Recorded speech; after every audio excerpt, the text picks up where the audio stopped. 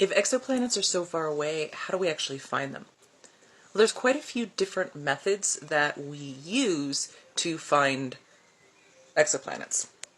One of them is the transit method, and you could think of it kind of like the eclipse method. So what we do is we look at a bunch of stars, right?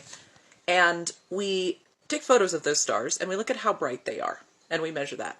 Then we take another photo, and we look up right there. Another photo, another photo, another photo, another photo. But what we're doing is we're looking for a dip in the brightness. It means when an object passes between us and that star, it should dip in brightness, right? So if I cover the light right now, okay, that's going to make me seem darker, right? You get less light.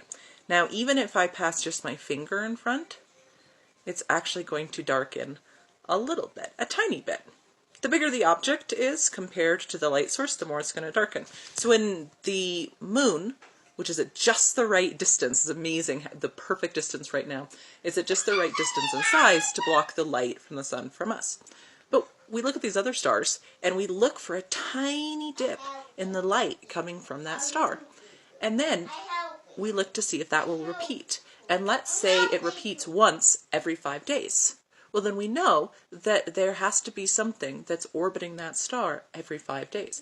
And we can calculate the size of that thing that's orbiting. Now, it's harder to find farther away planets, right? If you think about our own solar system, you wanted to find Earth, you'd have to be watching for a full Earth year. So you'd have to be watching for 365 days just to see it pass in front of the sun twice. But what if you wanted to, say, find Jupiter? That would take 12-ish years, earthly years. Or what about finding Pluto or something like that? It'd be a lot harder.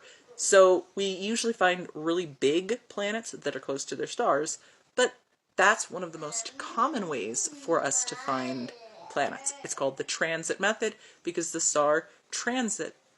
planet, transits in front of its star.